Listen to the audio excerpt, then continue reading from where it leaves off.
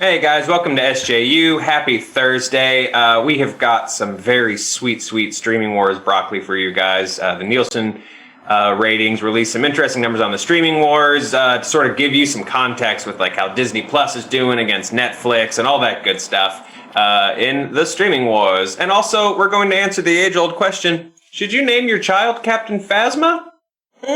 So stick around for that, definitely. I'm Joe, that's my cat. I'm joined by Spencer and Danielle. Hey, you guys. Morning. Hi. And we've also, immediately following the show, stick around, we've got a Hey Fandom with Jake Johnson from Spider-Verse and from New Girl and from Hoops on Netflix. So there's a link in the description below. Click that, RSVP, come hang out for that. Hey Fandoms are always super fun. And you can ask Spider-Man questions about like what his favorite cheeseburgers are and stuff like that. It's going to be great. Let's get into the streaming wars. So this is via Nielsen and via To Her. Nielsen released its latest total audience report, which among other things detail how much time users spend on streaming services. So some caveats so that we understand what the numbers are telling us before we jump around and discuss the numbers. Nielsen is for US only. So this is just all about us. We're very selfish this morning. We will address some parts of this outside the US. Streaming services release their own numbers and often dispute Nielsen's stats. But when we look at both what we can notice in terms of what Nielsen's released and just in terms of trends, we can sort of get an overall idea of what their numbers are trying to indicate. So, you guys ready to jump into some numbers? Yeah. Oh yeah, feed me that broccoli. Yeah, how horned up are you guys for numbers right now? On a scale of 1 to 10. I have a wet A-word, P-word, Joe. All right, let's get into the gushy. I also have a wet algebra P-word. Got some streams in this house. So, streaming accounted for, there's a lot of crazy numbers in here that I'm just like, oh, wow, okay. So streaming accounted for 25% of total TV usage during the second quarter of this year, which is up 19% from the final 3 months of 2019. Obviously, part of that is, quite possibly, the COVIDs and stuff like that. But, I think when you see the cable industry starting to get really worried at their upfronts, there's a good reason. Disney Plus only... I'll stop right there, Joe. That's still shocking to me that cable TV and broadcast is still 75% and streaming's only 25%. Like, do we live in a weird bubble? Like, who has cable? I honestly think it is mostly our parents with the news on at all times. Right. Like, I honestly think that's the only thing propping it up. It's boomers and the lobbies of various office buildings that just have a TV on 24/7. That makes some elevators, if you're real fancy, real bougie, it's in an elevator. Getting that sweet weather channel. Although even elevators, man, are switching. Like those gas station pump channels are switching to.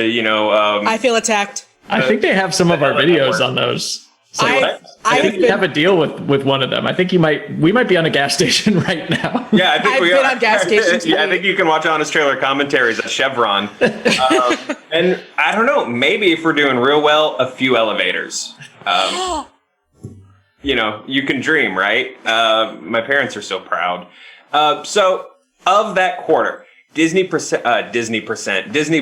only accounted for 4% of the streaming usage. This is the first time Nielsen Streaming Meter Measurement has broken out the service, which launched in November 2019. That is actually the smallest share among the 5 platforms Nielsen measures individually, but it's also not that far behind Amazon Prime, which is at 8%. Hulu, which is also controlled by Disney, so I think you can also keep that in mind when you're looking at these numbers, is at 11%. Disney reported 57.5 million paid subscribers worldwide for Disney Plus in their second quarter, and more than 60 million by early August. But Netflix, still by far the largest group, they account for 34% of streaming time per Nielsen's figures. YouTube ranks second at 20%. God bless the unboxing videos. And then all the other streaming platforms, including Apple TV Plus, CBS All Access, and all the niche services together make up about 23% of time spent. HBO Max isn't measured because they launched May 27th, only 4 days before the end of the second quarter. All right. So that was a ton of info. Yeah.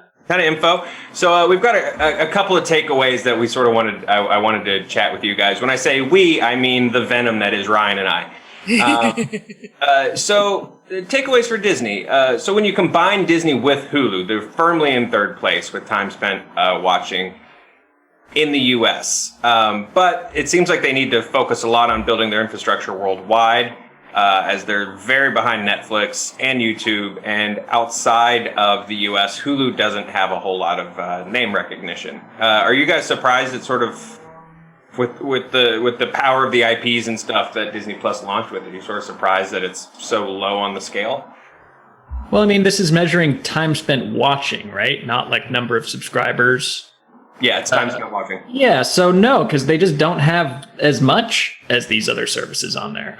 It's a great library, but it's small. Like, or at least the things you'd want to watch are like there's a small group of classic Disney films, Marvel, Star Wars, a few originals, and the rest is like The Ugly Dachshund. No disrespect, and like Mom, I Married a Mule, or whatever those other respect on the early works of.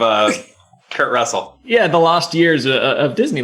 So it's not something that I can see people spending the most time on by far, but it's something I can also see people not unsubscribing from just because they want to have the access to that library. And when there is an original, like Hamilton or like Mandalorian, like they want to be around for that. Yeah, that's exactly the point that I was going to make, is that Netflix obviously has a much longer runway. They've been doing this for longer. And same for Amazon. And because they have such depth of they have so many, either originals or shows that even if they're not necessarily, an original, some stuff that's on BBC might only come to Netflix and never be anywhere else, like not even on like BBC America or stuff like that. So because they have such a deep library of originals, that's always going to be, I think, what is most attributable to that longer watch time. I'm really interested to see what happens if all of the Disney originals, Disney Plus originals that we've all been talking about for the last year and a half, the big biggies, when those start coming out, how that affects those numbers. But it's still, you can't compete with 20 seasons of Orange is the New Black. You can't compete with seasons. You can't compete with 4 or 5 seasons of Glow. That's just it's a really deep library of stuff, and it's the only place that you can get it. You can't, you could only find your Fleabags in one spot. So that, I think, is your Bosch's. Is your Bosch an Amazon? That's an Amazon. Yeah. They're Amazon. Your Boshy Bosch. So because of that, and like you said, Spencer, as much as I like, your apple dumpling gangs, I think that's a movie. I don't know.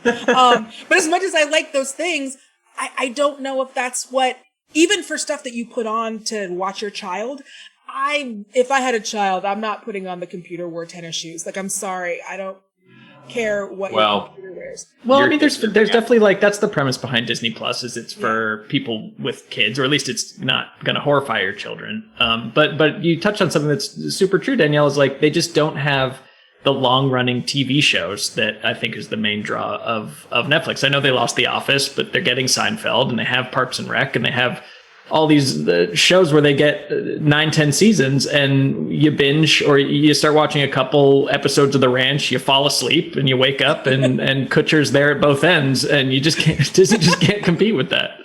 Well, is the sort of family brand an issue? Xbox Home in chat, who I guess was paid by Microsoft for a screen name. Which, if that's the future, man, sign me up. I will gladly be called PS5 Spenny. Joe Starr Twizzler pulling peels. Very into it. So he says Netflix will always win when it comes to things being over PG-13 because Disney can't compete there. But if Disney's, let me ask you guys this, because I agree with that, but if Disney's play is big, all ages stuff everyone's going to go see anyway, the MCU, Star Wars, does the rating issue actually matter for Disney? I don't think so. I mean, the ratings schmatings. I think they just want it to be not necessarily kid targeted, but kid friendly. Like they just want it to be a place where if you have children, you don't have to monitor what they watch on Disney Plus. I think that's like the only bar they tried. In fact, I think the way they've described the two things is Hulu is for adults and Disney Plus is for adults with kids. So so they've got both bases covered anyways. Yeah, and Netflix and Amazon are where you go to watch pointless, the people that you liked on network TV showing their nips for no good reason. If you're looking for that, you do go to Netflix. Netflix really, really, like, they are the home of MA. Like, that is where you go. Like, if you want, again, just a show where people are naked for literally no good reason. What show is this? Yeah. All of them. Orange is the New Black. No reason to be naked. Sure. Glow. No reason for Allison Brie to have been nips out in the first couple of episodes. No reason. But they'll do that. That is part of, their kind of like older, demographic and what they're going for. Especially, Netflix. Netflix. Especially like you guys, they know that not everyone is being really good about those child protective things. Especially if you're sharing passwords with other people. The teens they just are. That is their Skinamax. If you can go onto a Netflix. Yeah, I think there is like there's a Netflix kids account login or something like that. So because the challenge there, for kids looking for a little Netflix versus our day was, we had to just stare at like a weird warped paid pay-per-view. Or have to look at David Duchovny at midnight. Like those were our choices. But kids now have to come up with a really good excuse why the first episode of Glow keeps appearing on their continue watching. Joe, they've got phones and computers. They've seen worse. I understand. They don't need Netflix. They watch it for the acting, you guys. Yeah. What's on the What's this on the internet? Hang on, you guys carry on. I'm gonna Google for just a minute. Make sure you use your work computer first before you. Oh no. Yeah. So that's our show. I gotta go. So on the Netflix side, the company has explained that growth is slowing a little bit, even as COVID-19 restrictions start to ease off. Netflix said growth is slowing as consumers get through the initial shock of COVID and social restrictions. Our paid net additions for the month of June also included the subs we canceled for the small percentage of members who had not used the service recently, which I'm still surprised that they did. I still think that was very weird, that they cleared out people for not clicking on Netflix. Like, they're still paying you. Why would you clear them out? But then HBO Max is, again, their share of the market has yet to come into factor, but we can assume it'll be somewhere way under Netflix, YouTube, and Hulu, and most likely Disney Plus's nearest competitor. Any sort of like closing thoughts on any of these kind of rankings for you guys? Not to say that it doesn't matter, but in a sense, it doesn't matter, or at least it's not the whole picture, because you look at a place like Netflix and Disney Plus. I think they're both not even expecting to be profitable until 2023, 2024 and stuff like that. And they're both probably going to be profitable, but not until then. Just because Netflix is financing billions of dollars of deficit spending, of selling junk bonds against itself or whatever, and just trying to raise money because they have all these commitments and they need to feed this enormous content machine that they've built. Whereas Disney, they have so many ways to make money off of one thing. Disney, their content investment is in a movie, and then in the normal world, that movie goes into theaters. Then that movie goes on. They can sell it to cable. They can sell it. It goes on Disney Plus. They sell merchandise around it and stuff like that. So no, the two streaming services are not created equal in a business sense at all. And to Spencer's point, it's also yes, Netflix is obviously, they're spending a ton of money on this, but we have to remember, like, Netflix was going before streaming. Like, they've had a whole model that honestly most of us subscribe to, that they've been around for so many years that they are such a name brand now. Because before, you would have the deal where you could get however many discs a month, and then you would do it through the mail. The mail, you guys. Not in 3 months. But so you would put like your discs in the mail, and then you would get more stuff in return. And then they slowly, as streaming started getting bigger, started introducing the streaming service. And so when I say that they have like a longer, like kind of runway, that's what I mean, is that they have been around, since 15 something years that they've been doing this. And so naturally, everybody who was already doing that service, as we were kind of one of the beginnings of people doing less, going into your Blockbusters and all of those things, and starting to use the convenience of home with a Netflix, is that those subscribers started rolling over. And so, of course, it's only going to get bigger from there. Yeah, no, absolutely. I'm also wondering if a way we're going to have to start ending up looking at the streaming wars is not like apples to apples, Disney Plus versus Netflix. But, even in these numbers, it's like Hulu's ranking higher than Disney Plus, still controlled by the same company. So I'm wondering if the streaming wars are going to end up looking a little more like, like which company owns these 4 or 5 streaming services? It's not going to be Taco Bell, baby. Right? Yeah. I mean, like it looks like Crunchyroll's getting sold to Sony, or at least they're in talks.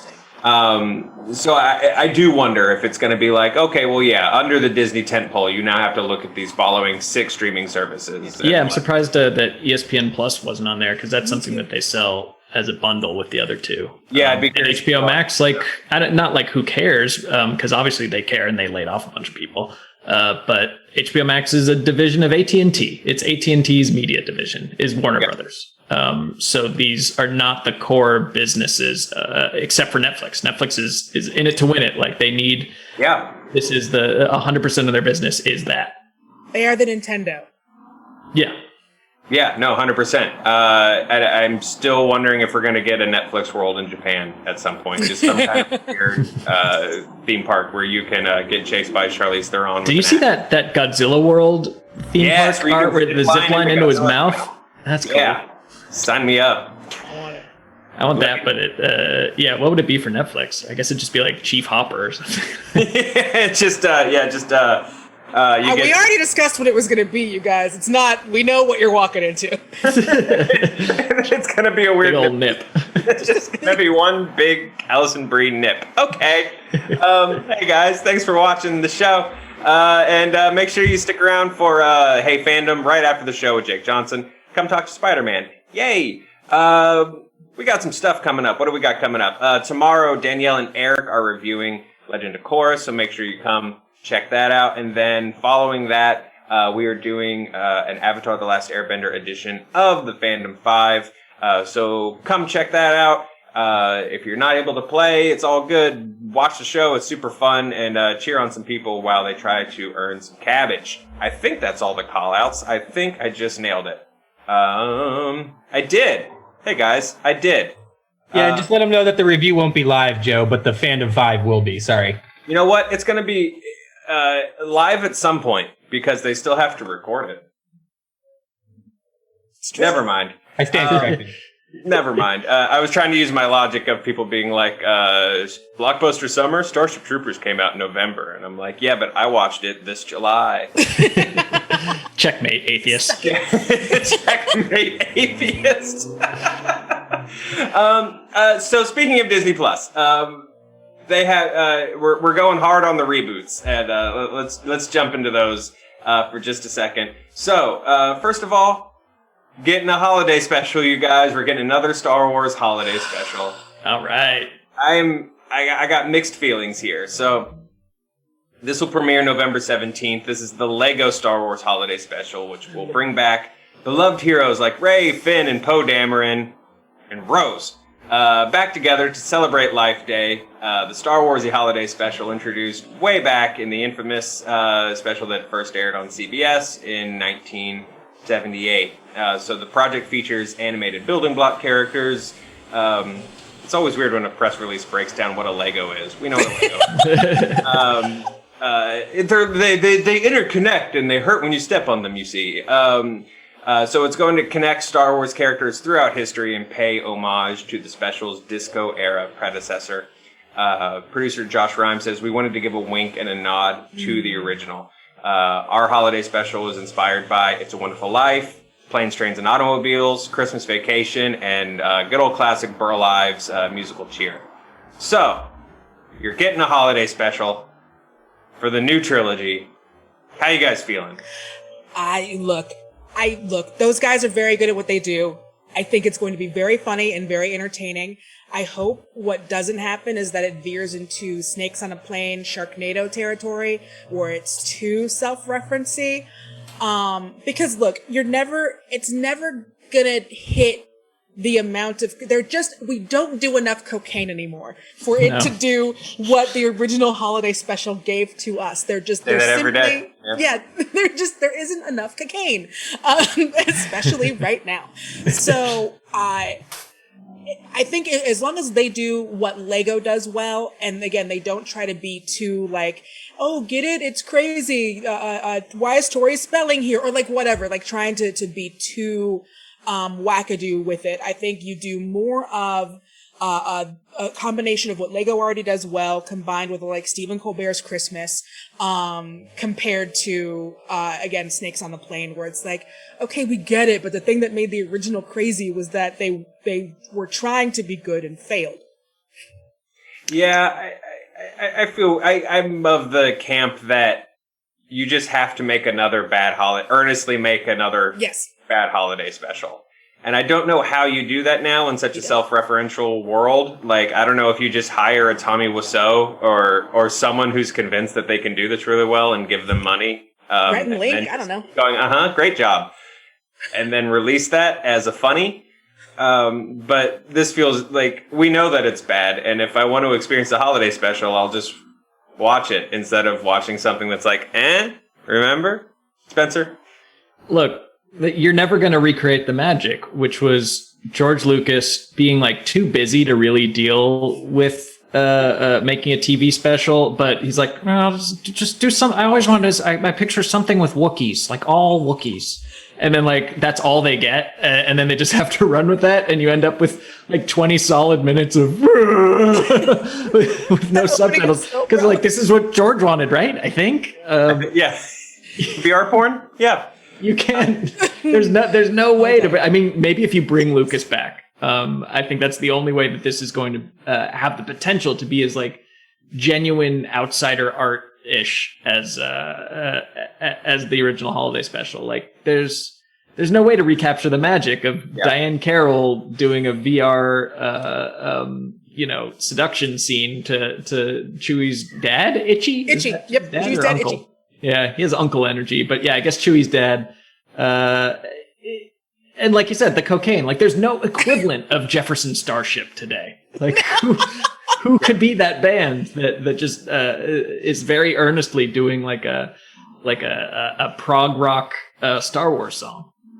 Yeah, I just what the first thing I thought about was, did you guys see the full trailer for the new Saved by the Bell show? Yes.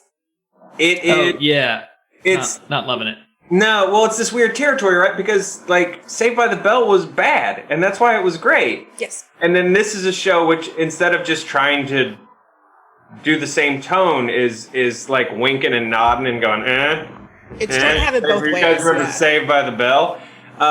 So, I agree with you. On one hand, it's like, do you get into no-win territory where, like, Fuller House was just like, we're just going to do Full House, and maybe that turned people off because we've moved past that, and we're like, oh, that's a dumb show. Except the wrestling episode. But I also agree with you, Spencer. I don't know how you create the weird specific set of circumstances to make a legitimately good holiday special. Yeah, it's tough. I just let it go, just let it go. Or pass out the poppers. Those are your options. You just get everyone some whippets, and you just see what happens. See what happens. Take it up a little bit. Microdose. Yeah. That's what needs to. Everyone microdoses. We gave Daisy some pills, and we locked her in Jim Henson's studios for an hour. and we're gonna put some Christmas music under it. You could get Betty White to reprise B. Arthur's role, I guess. I guess that's a start. She can be working at the cantina. Fine. Just get like a porg and just like spin them around real fast so it looks like they're drunk, because you can't really get porgs drunk. That's animal cruelty. But if you just like spin them, I think the porgs are who do the VR porn. No. VR porg. No. Yeah, let's watch the VR porg. Louise in chat says, "Hey, the Lego Star Wars universe isn't that bad, especially the Freemaker series. I'm not super familiar with it, and I know a lot of people like it. But this seems, I think, less like a part of that end of Star Wars, and more just like a sort of a Lego movie approach to the holiday special. But that's not the only thing, you guys, that Disney's remaking. They're also going to remake Three Men and a Baby with Zac Efron." As the baby? Yes. As all three men? I mean, is he voicing the baby? I am assuming he is. He's voicing Magnum. One of the dads. Yeah, not voicing, playing. Yeah, I'm assuming he's. Or no, I'm thinking of Look Who's Talking. You're thinking of Look Sorry. Who's Talking. Oh, okay. Yeah, I get those mixed up. It's fair. Which was Bruce Willis, right? Yeah, that's. I'm a baby here. Hey. Okay, we need to drink some milk. No, this is the Steve Guttenberg classic where a ghost was in the background of one of the shots. Oh, right. Yeah. Yeah. Cool. Leave it to me hosting the show to immediately jump to how will they remake the ghost. Baby, sorry about that. Obviously, they've got a big library of stuff that they own now that they can remake. Is there anything that, like, from that old, like, classic era that you'd want to see actually remade? What's the one where the girl had My Two Dads? The one where the girl had the car bed? Okay. Oh, yeah. I'd rewatch My Two Dads. What was the one with Vicky, the robot? Oh, Small Wonder? Small Wonder. That Yeah, could be okay. really fun now. Yeah, Okay. we could have a new Small Wonder. I'm listening. Small Wonder. Not in that weird, creepy American Girl outfit, but like something better. I want to do a dark take on Small Wonder, where I think that's that is It's like kinda- Ex Machina. She's like, Yeah. they're locked up in a house to see if she's real. It's like AI. Did you see the new Child's Play? The new Child's Play was like a dark take on Small Wonder. It was pretty fun, actually. Yeah, I'm big on Zac Efron right now because I think he's hilarious in his travel show. So is he your goot? Which one's the goot? No, I don't think he's your goot. I'm trying to figure out the best way to thematically round out this trio, and I think it's him. It's not James Franco, but his brother, Dave Franco. It's Efron, Dave Franco, and I'm trying to think of who your Gutenberg is. Ooh, it would be Kevin Hart, but in a universe that we don't have to do that in. Because we don't have to do that at all. Lakeith Stanton, maybe Stanton. Okay. He could give some good energy. I'd watch those men raise a baby. Yeah, I would absolutely watch those three men raise a baby. Okay. Good answer. We fixed it. Disney Plus. If the next 2 out of 3 men and a baby are not those two folks, then we're out. I want the stars of. I just want to replace them with the stars of Triple Frontier on Netflix. I want Ben Affleck, Oscar Isaac, and Pedro Pascal to raise a baby. Okay. Yeah. That needs to be the Triple Frontier sequel. Yes, exactly. We found this baby. I never miss a diaper change. Lone wolves and cub. I like it. I just briefly looked it up. Whatever happened, Robert Zemeckis was making a Jetsons live action pilot. I'd watch that. What? Yeah. Zemeckis Jetsons. Yes, please. It's all filmed at the Space Needle. Yeah. Just everything is just drones around Slowly. the Space Needle. Yeah. So this is being produced by Gordon Gray, who I think just has a really interesting resume. Like he's a big sports guy, like The Rookie and The Way Back, and now he's jumping into some comedy remakes. I think that's a cool vertical jump. I mean, it was a pretty bro-y movie. Like that was kind of the deal, was like, hey, we're these 3 eligible bachelors and we're every kind of white brunette dude you can want to bang. There's the one with the mustache, and then there's the cute funny one, and then also another one. Just like there's like 3 different versions of a swirl of that swirl ice cream. So I actually, this kind of, it makes a lot of sense to me. Like that kind of tracks that would be like a next set. Yeah, for the good old. Well, the important thing is, guys, what should they name that baby? Should they name that baby Captain Phasma? Yes. So, Am I the Asshole has popped really big on Twitter. They're great. They're painful reads. Make sure you're following them. It's like a subreddit. Some of them have to be fake. There is this one I feel like is real. This one I absolutely feel like is real. There's a Twitter account, and she'll say if it's her. That's I'm called put this away. That's called Cartoons Hate Her, and she will and she's been banned on Reddit a bunch of times because she will say straight up like, "Oh yeah, that one was me." Like, oh yeah, I did that. And so same for like our relationships. And I don't think she's claimed ownership of this one because she will very proudly say like, yep, that was me again. But that could be fake too. It's all lies. It's lies all the way down. But let's just pretend that this is a real one because I want it to be true. I think it's real. So I'm just going to read it and then we'll work our magic. My wife and I are huge fans of the Star Wars movies. Huge! We met while camping out for the premiere of The Force Awakens. Our spark was instant. And just a year later, I proposed with a ring hanging from the arm of a Rey Funko figure, and she said yes. But that was a dangerous call, because those Funkos, like, they don't have huge arms, so that was, you could have lost that ring pretty easily. Fake. Maybe it's tie? Everything about us is Star Wars. And I mean everything, from what we watch to what we play to our home decor. Our friends think we're a bit nutty, but I've always respected it until my wife got pregnant and we shared the name we wanted when we found out we're having a girl. Captain Phasma. That's the whole name. Like Mary Kate. Captain Phasma, you guys.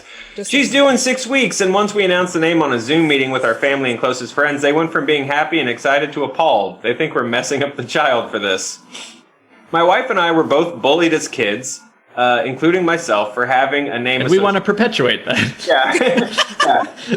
I had a name associated with a girl, and we think a strong name would make other kids in awe of our daughter, especially once you have the tie into Gwendolyn Christie, who's basically a warrior. Our daughter should be both respected and feared. Which look, I get your logic, but just name your daughter Gwendolyn Christie. Just name her Gwendolyn Christie. But they can't. If you don't they go on to say that? Isn't that part of they can't. They recommend that? I've just got this part of the screen. They why can't they name her Gwendolyn Christie? So yeah, that was part of it. Was that they were recommended? Why don't you name them Gwendolyn? Why don't you name her Brienne from Game of Thrones? And the reason they can't name her, and I'm sorry, I have this memorized. The reason they can't name her Brienne from Game of Thrones is because the wife was watching without the husband and like went ahead of him. Yeah. So I found the quote that for page 2 is. My parents are begging us to consider naming our girl Gwendolyn or Brienne even for Christie's Game of Thrones character. Honestly, it's a sore point with my wife and me because she watched the show behind my back and it bothers me. And my parents know this, so I definitely would not consent to naming her Brienne. Oh, this kid's screwed. Oh, this kid is so screwed up. Oh my God, poor Captain Phasma. That's the biggest issue in their relationship is not the name. It's like, first of all, are you spending enough time apart that somebody can watch 6 seasons of Game of Thrones without you noticing?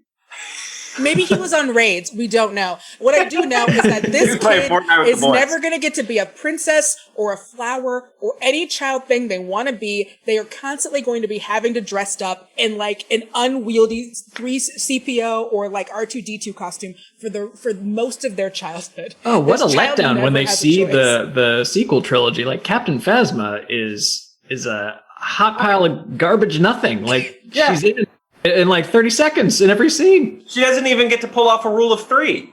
Yeah, she doesn't even get absolutely should have gotten murked again. Send off. She's essentially a space Nazi. I hope this is fake. I hope this isn't. Most of chat is saying that they think it's fake, so you guys got to give the counter argument of why you think it's not fake.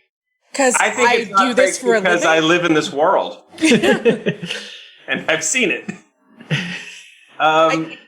I remember the state of, there was definitely a period in the 2000s where like every young anime loving couple was naming their kids Sakura, or Sakura, or like other, names inspired by anime. Like you go to Comic-Con every year, and yes, it is always adorable when you see the little girl dressed up as Predator.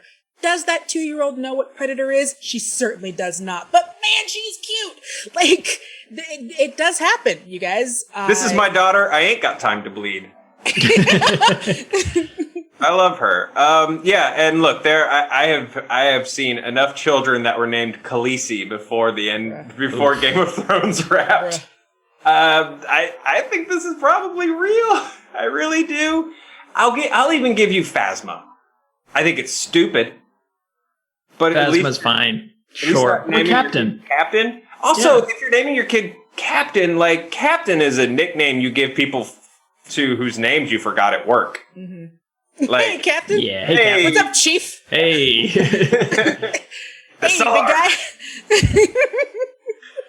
Yeah, I and they said that, like, we'd even be okay with. Okay, this is hard for me to say. They said we would even be okay with shortening it to calling her CP, which is another bad idea. That's also very dumb. It's also very, very dumb and stupid. Yeah, man, I am all about expressing yourself, but I believe the saying is like, my rights end where someone else's rights begin, and a child has a right to not be named Captain friggin' Phasma. Yeah. Like, I think all Leia's beautiful. It's right there. It's a name. And it's a human name. Yeah. Guys, look, I know that you're precious and we're all like precious little babies. Your child is not a dog. Get a dog and name them Captain Phasma. A dog. It's a great dog's name. Yeah, it's a great dog's name. Hey, Captain Phasma. I don't care. Like, it's just having the rank. I think That's why I think it's fake, because it's got to be, because there's so many good female Star Wars names. You know, Leia, Rose, Padme. Like those are all lovely. That's why I think this is fake. That they went with. I think it's the detail about being butthurt about Game of Thrones is honestly what makes it feel real to me. Yeah. But I think my rule of thumb is every parenting decision must be made with the reminding yourself that that kid will be responsible for putting you in a home someday. Yeah. And Captain Phasma is not going to take great care of her elderly parents. Captain Phasma is going to be at the county clerk's office the second she turns 18. Yep. Yeah, to name herself Pam. Mary. Or something. It's like Captain... If they even... And some states will not let you name your kids... I almost said something. I know we have one F word for show, but they will not name your child some states will just simply not do that. So, I don't even know if you could get away with Captain. They might allow you to do Phasma. They might be like, well, can you call her Christine Phasma? But you might not be able to name your child Captain in a lot of states, because they will be like, oh, honey, definitely not. And that's how she ended up being named Capitan Phasma. I blame Grimes and Elon Musk for this. I think that they really broke the dam wide open on dumb kids' names. I'm sorry. And you know what? Sorry. Apologies to Shay 13. You've got mail. And also, you guys are not. I know that millionaires and billionaires and famous people do weird stuff all of the time. You simply do not have the money to buy that child the security team that they need if you name them Captain Phasma. You don't have it. You don't have money for a 24/7 bodyguard. You would need an anti-bullying SEAL Team 6, to just be constantly on patrol. Yeah. You can't get the Pope Mobile, and essentially your child, their Power Wheels, it needs to be a Pope Mobile. This is exactly why I'm giving my to-be-born son an actually good Star Wars name, which is Dark Magic and Cloning Only the Things that the Sith Knew, as one word. And that's going to be my kid's name. Middle name Babu Frick. Middle name is Babu Frick. Sorry, it's still on me from what I can see, so I'm just gonna mouth it like I'm saying what you guys are saying. There we go. Babu Frick. Babu Frick. There we go. Guys, that's our show. Stick around for Hey Fandom today with Jake Johnson. It's going to be awesome. Ask him all your Spider-Verse questions, and we'll be back tomorrow with a review of Legend of Korra. Bye! Bye.